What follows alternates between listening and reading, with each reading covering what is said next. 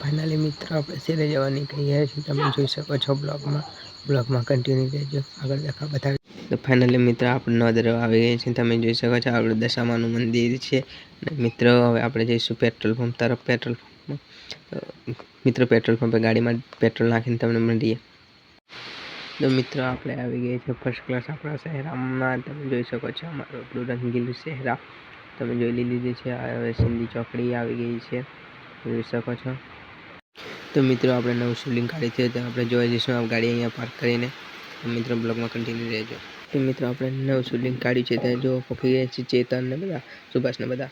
મિત્રો આપણે નવું શિવલિંગના દર્શન કરાવીએ. તમે બ્લોગમાં કન્ટિન્યુ તમને પણ બી દર્શન કરાવો છો. તો તમે જોઈ શકો છો, તમે દર્શન કરી જ શકશો. કેમ કે અહીં તો ઘણા બધા લોકો છે, પણ થોડી શરમ આવે છે બ્લોગ બનાવવાની.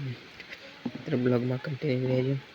તો આપણે પહેલાં સુભાષ દર્શન કરવા જાય છે, તમે જોઈ શકો છો. સુભાષ દર્શન કરે છે, તમે જોઈ શકો છો. સુભાષે દર્શન કરી લીધા છે. હવે પાછા મળીએ. તો બ્લોગમાં કન્ટિન્યુ રહેજો. સુભાષ દર્શન કરી લીધું. હવે સુભાષ મેં પણ બી દર્શન કરી લીધું છે, જોઈ શકો છો. દર્શન કરી લીધું છે આપણે ફર્સ્ટ ક્લાસ. હવે આપણે બહાર આવી ગયા છીએ, મંદિરની બહાર તમે જોઈ શકો છો.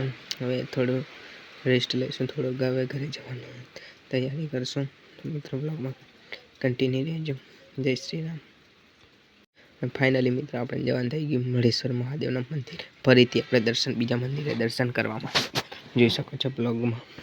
મિત્રો આપણે ગાડી લઈને મસ્ત માટે નીકળી ગયા છીએ મળેશ્વરના મહાદેવના મંદિરે જવા માટે. આગળ ચેતન ગાડી ફેરવે છે, સુભાષ પાછળ બેઠો છે, તમે જોઈ શકો છો. બ્લોગમાં કન્ટિન્યુ જય શ્રી રામ. બ્લોગ હવે થોડી વારમાં એડ કરી દેશું. તો જય શ્રી રામ.